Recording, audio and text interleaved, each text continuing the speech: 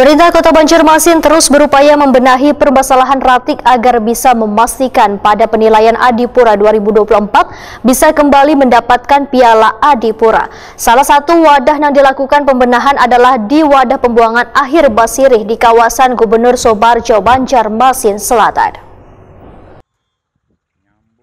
Pemerintah Kota Banjarmasin terus berupaya membenahi permasalahan Ratik agar bisa memastikan pada penilaian Adipura 2024 bisa kembali mendapatkan Piala Adipura. Salah satu wadah yang dilakukan pembenahan adalah di wadah pembuangan akhir Basirih di kawasan Gubernur Soebarjo, Banjarmasin Selatan. Kepala Unit Pelaksana Teknis TPA Basirih, Agus Siswadi, Wahitakuni Prima TV Baisukan Senin 19 Februari 2024 membedakan pada awal Februari 2024, tim penilai Adipura Pusat telah melakukan penilaian di sejumlah titik di Banjarmasin, salah satunya TPA Basirih. Karena wadah pusat pembuangan akhir Ratik terbesar ini selalu menjadi sorotan wan penilaian tim penilai Adipura saban tahunnya. Agus Siswadi menyatakan, khususnya zona-zona yang sudah kada aktif lagi digunakan sebagai wadah pembuangan Ratik, diusulkan untuk ditutupi kawasannya dengan tanah agar bisa terlihat lebih tertata. Lantaran sebelumnya penutupan zona wadah pembuangan Ratik yang sudah kada aktif tersebut menggunakan karung plastik.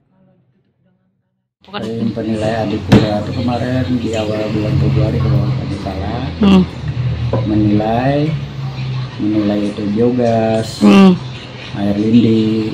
Di situ tempat pembuangan air sampah di dalam magot segala sama ini organik. Jadi di sana mereka memantau pakai drone. Kita sudah mengusahakan Pak bahwa sampah itu sudah kita tutup dengan penutup dari karung itu.